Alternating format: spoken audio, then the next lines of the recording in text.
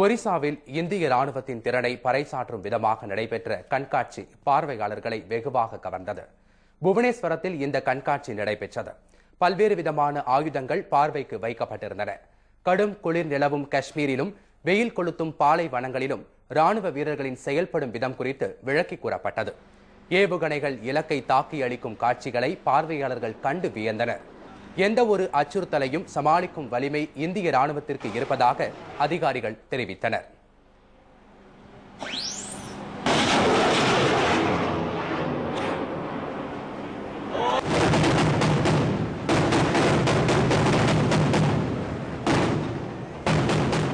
Today, as we all witnessed, that it was a wonderful display of AD power of the Indian Army we saw today, and in future also, it's truly jointmanship that is on the offing for all of us, and we are happy that the nation is in safe hands in front of our massive Army AD power.